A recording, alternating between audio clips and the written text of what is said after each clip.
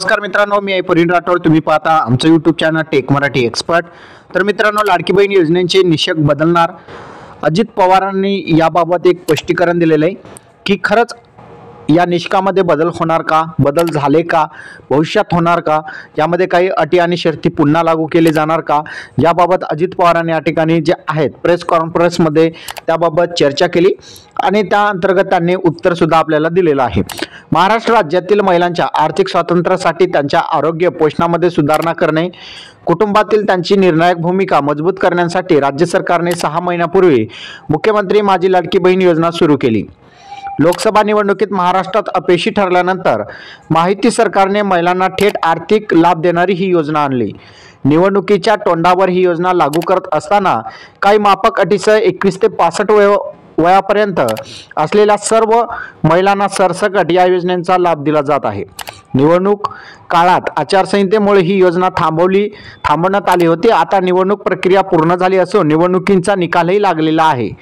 या योजनेमुळे महाराष्ट्रात महायुतीला मोठा लाभ झाला असून जनतेने माहितीच्या पदरात बहुमतांचं दान टाकलं असल्याबाबतचं या ठिकाणी महत्त्वपूर्ण विधान त्यांनी केलेले आहे. त्याचबरोबर आचारसंहिता देखील उठवली आहे आणि त्यामुळे राज्यातील महिलांना लाडकी बहीण योजनेच्या डिसेंबर महिन्याची हप्त्यांची राज्यातील लाखो करोडो महिलांना प्रतीक्षा लागलेली आहे. माहिती सरकारने निवडणूक काळात घोषणा केली होती की महाराष्ट्रात पुन्हा जर त्यांचं एकदा सरकार आलं की लाडकी बहीण योजनेअंतर्गत जे 1500 रुपये दिले जात होते आता ते 2100 रुपयांचा हप्ता दिला जाईल. दुसऱ्या बाजूला दबक्या आवाजात चर्चा होती की निवडणूक झाल्यावर ही योजना बंद होईल किंवा या योजनेचे निकष बदलले जातील. सरसकट सर्वच महिलांना या योजनेचा लाभ मिळणार नाही अशा पद्धतीने चर्चा सुरू झाली होती.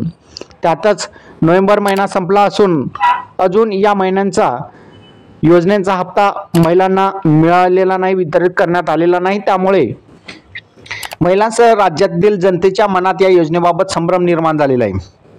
दरम्यान राज्यातील काळजीवाहू सरकारचे उपमुख्यमंत्री अजितदादा पवार यांनी या योजनेबाबत भाष्य केले आहे की महिलांच्या मनातील संभ्रम दूर करण्याचा त्यांनी प्रयत्न केलेला आहे. अजित पवारांनी स्पष्ट केले की लाडकी बहीण योजनेचे कोणतेही निकष या ठिकाणी बदलले जाणार नाही. लाडकी बहीण योजनेबाबत अजित पवार काय म्हणाले? ज्येष्ठ सामाजिक कार्यकर्ते व लेखक बाबा आढाव हे पुण्यात आत्मश्लेष आंदोलन करत होते. देशातील लोकशाही टिकावी, संविधानाचं रक्षण व्हावं या मागणीसह महाराष्ट्राच्या विधानसभा निवडणुकीत आर्थिक गैरव्यवसाय झाल्याचा बाबत त्याचबरोबर ईव्हीएम दुरुपयोग झाल्याचा संशय व्यक्त करत बाबा आढाव उपोषणाला बसले होते. काल शनिवारी त्यांच्या आंदोलनाचा 3रा दिवस होता. काल काळजीवाहू उपमुख्यमंत्री अजितदादा पवार यांनी आढाव त्यांच्या आंदोलन स्थळाला भेट दिली आणि त्यांच्यासमोर सरकारची बाजू मांडली. तसेच त्यांना उपोषण थांबवण्याची विनंती केली. त्यानंतर अजित पवारांनी प्रसार माध्यमांशी बातचीत केली. यावेळी त्यांना लाडकी बहीण योजनेबाबत प्रश्न विचारण्यात आले. अजित पवारांना विचारण्यात आले की लाडकी बहीण योजनेचे निकष बदलले आहेत का किंवा ते बदलले जाणार आहे का?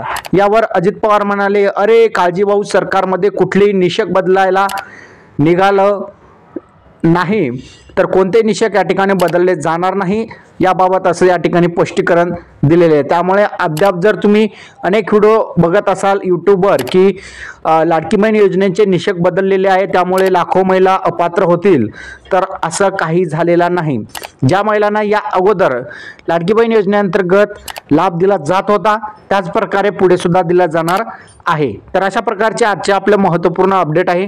अपडेट कसा वाटला नक्की कमेंटमध्ये सांगा. चॅनलवर नवीन असाल चॅनलला